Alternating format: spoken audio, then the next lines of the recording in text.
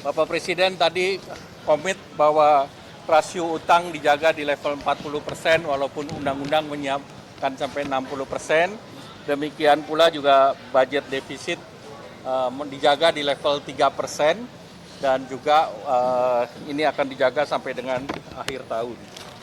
Pemerintah masih melihat pertumbuhan ekonomi di kuartal pertama masih baik, masih bisa mencapai, tadi Menteri Keuangan juga menyampaikan, lebih besar sama dengan 5,5%. Pemirsa, harga minyak menguat dalam perdagangan yang bergejolak pada perdagangan Senin seiring meningkatnya ketegangan retorika antara Amerika dan Iran. Meski kedua negara masih terlibat dalam pembicaraan tidak langsung yang berpotensi meredakan konflik. Pemirsa, minyak mentah berjangka Brent ditutup naik 0,68% ke level 109,77 dolar per barrel. Sedangkan minyak mentah berjangka West Texas Intermediate naik 0,78% menjadi 112,4 dolar per barrel. Adapun pemirsa, pergerakan harga minyak saat ini sangat dipengaruhi oleh situasi di Selat Hormuz, jalur pelayaran strategis yang dilalui oleh sekitar 1/5 pasokan minyak dan gas dunia. Penurunan harga secara signifikan dinilai baru akan terjadi apabila ada kesepakatan untuk menghentikan serangan sekaligus membuka kembali jalur tersebut. Sementara itu upaya diplomasi terus berlangsung di mana Amerika Serikat dan Iran diketahui menerima kerangka kerja perdamaian yang diajukan Pakistan. Namun Iran menolak membuka Selat Hormuz dalam waktu dekat, terutama setelah Presiden Donald Trump mengancam akan melancarkan serangan besar jika tidak tercapai kesepakatan hingga batas waktu pada Selasa 7 April.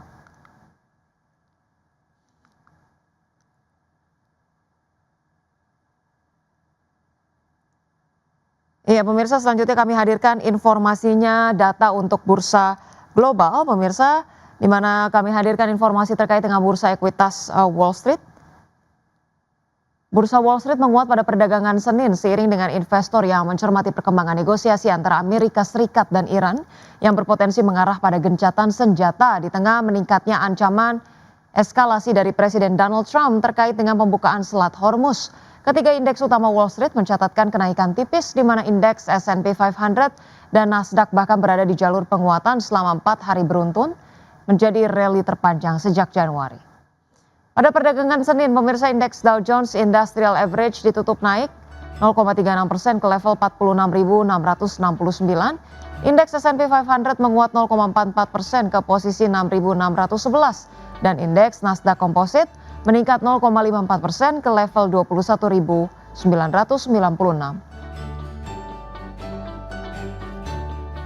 Emiten Menara Telekomunikasi PT Solusi Tunas Pratama Tbk atau SUPR bersiap untuk meninggalkan Bursa Efek Indonesia. Pengendali perusahaan Protelindo menawarkan pembelian saham publik melalui tender offer sebesar Rp45.000 per saham.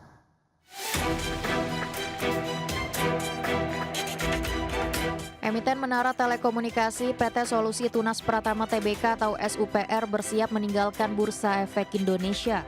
Pengendali perusahaan Protelindo menawarkan pembelian saham publik melalui tender offer sebesar Rp45.000 per saham. Rencana go private ini diumumkan manajemen SUPR dalam keterbukaan informasi Senin 6 April 2026. Langkah delisting diambil karena perusahaan belum memenuhi ketentuan minimum free float di bursa. Selain itu, strategi efisiensi dan restrukturisasi kepemilikan dalam grup menjadi pertimbangan utama untuk keluar dari pasar modal. Protelindo sebagai pemegang saham pengendali akan melaksanakan penawaran tender sukarela atau VTO untuk membeli saham publik. Harga yang ditawarkan sebesar Rp45.000 per saham, lebih tinggi dari nilai acuan rata-rata harga tertinggi selama 12 bulan terakhir yang tercatat sekitar Rp42.295. Namun rencana go private dan delisting ini masih harus mendapat persetujuan pemegang saham independen melalui RUPSLB. Rapat tersebut dijadwalkan digelar pada 20 Mei 2026 di Jakarta.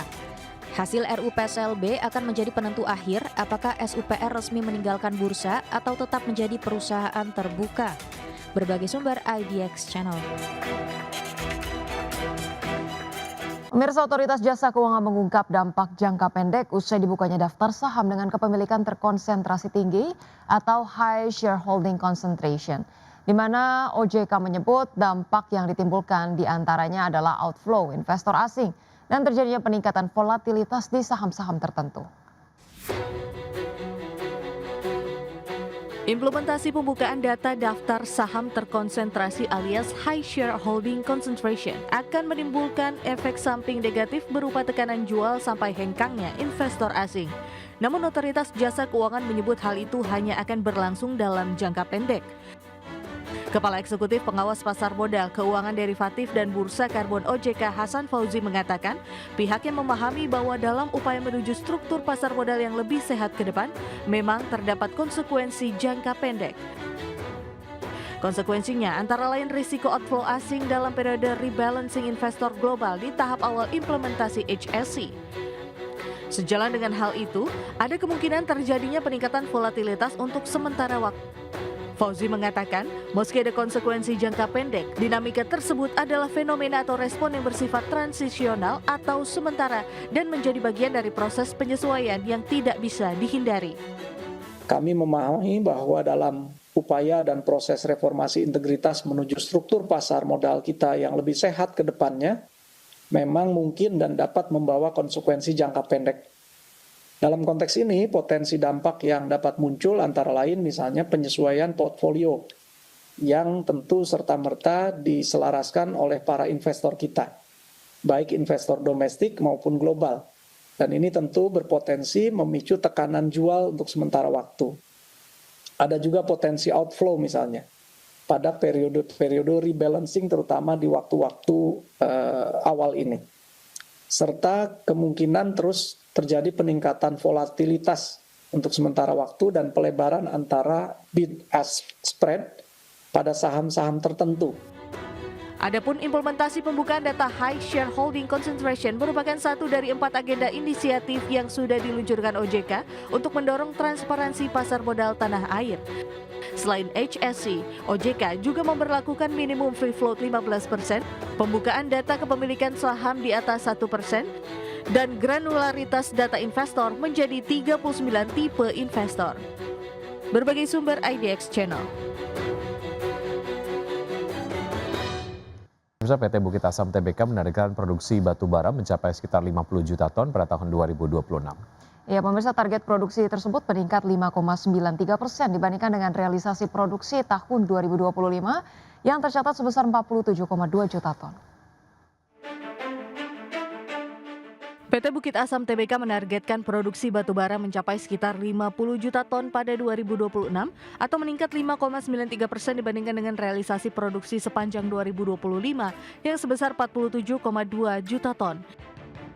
Direktur Utama PT Bukit Asam Tbk Arsal Ismail mengatakan target tersebut ditetapkan setelah perseroan memperoleh persetujuan rencana kerja dan anggaran biaya 2026 pada 6 Maret lalu dari pemerintah tanpa adanya pengurangan volume produksi dari yang sebelumnya diusulkan. Arsal menyebut target kinerja yang lebih baik pada 2026 dapat dilakukan melalui peningkatan efisiensi serta optimalisasi portofolio bisnis berkelanjutan dengan mempertahankan fundamental yang kuat serta strategi yang adaptif berkelanjutan.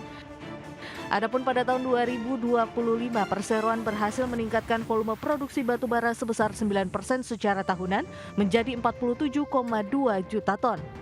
Kenaikan produksi tersebut turut diikuti pertumbuhan volume penjualan sebesar 6% menjadi 45,4 juta ton.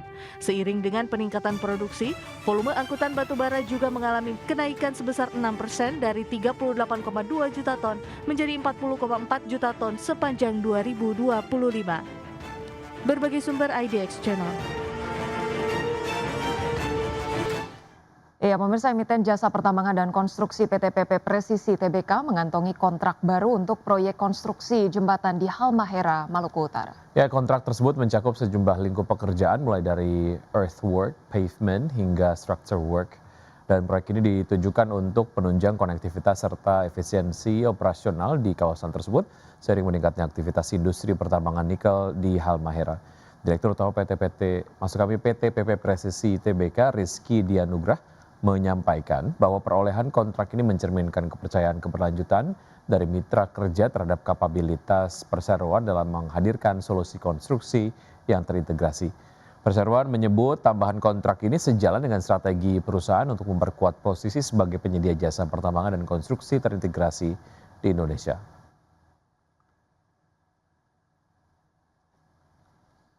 Pemirsa, kinerja APBN hingga saat ini masih menunjukkan tren positif di tengah ketidakpastian global dan ketegangan di Timur Tengah. Ya, hingga akhir Maret 2026 realisasi penerimaan pajak telah mencapai 394,8 triliun rupiah atau tumbuh 20,7% secara tahunan. Kinerja APBN hingga saat ini masih menunjukkan tren positif di tengah ketidakpastian global dan ketegangan di Timur Tengah yang berkepanjangan.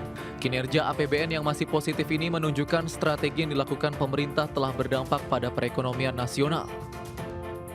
Berdasarkan data Kementerian Keuangan, realisasi penerimaan pajak hingga Maret 2026 telah mencapai 394,8 triliun rupiah.